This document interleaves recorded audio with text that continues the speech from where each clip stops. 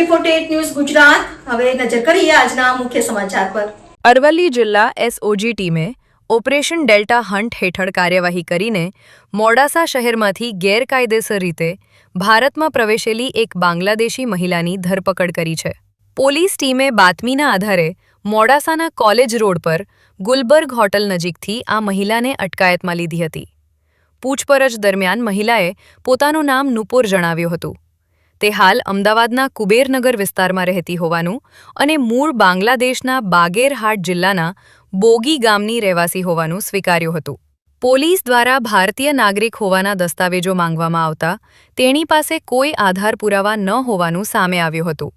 પ્રાથમિક તપાસમાં મહિલાએ પાસપોર્ટ અને વિઝા વગર ભારતમાં ગેરકાયદેસર રીતે પ્રવેશ કર્યો હોવાની કબૂલાત કરી હતી।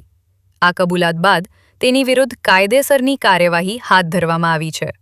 વધુ તપાસમાં સામે આવ્યું છે કે આ મહિલા છેલ્લા ઘણા સમયથી અમદાવાદ ખાતે સ્પેમમાં કામ કરતી હતી।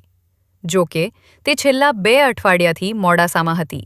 એસઓજી દ્વારા સમગ્ર મામલે ગુપ્ત અને ઊંડાણપૂર્વક તપાસ શરૂ કરવામાં આવી છે। છેલ્લા 1 અઠવાડિયાથી આખા ગુજરાતમાં પણ આમ તો આપણા જિલ્લામાં પર્ટિક્યુલર બાંગ્લાદેશીઓને શોધી કાઢવા માટે એક સેપરેટ ડ્રાઈવ ચલાવવામાં આવી રહી છે ગુજરાત પોલીસ દ્વારા।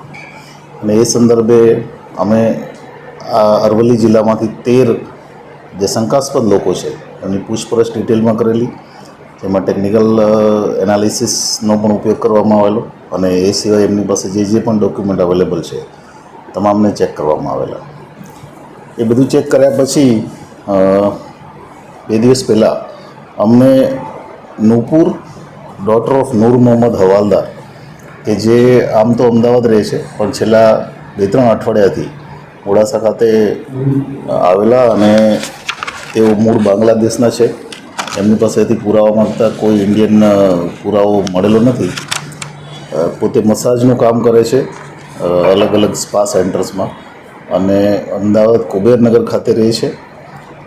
ત્યાંથી અલગ અલગ શહેરોમાં નાના નાના જે સેન્ટર્સ છે, આણંદ છે, નડિયાદ છે, પાલનપુર છે, મોડાસા છે, એ જગ્યાએ આ મસાજ માટે જાય છે અને એમને પોલીસે અરેસ્ટ કરી અને આગળની જે કાર્યવાહી છે જેમાં જે જોઈન્ટ ઇન્ટ્રોગેશન છે, એમનું ડિપોર્ટેશન છે, એ કાર્યવાહી ચાલે છે।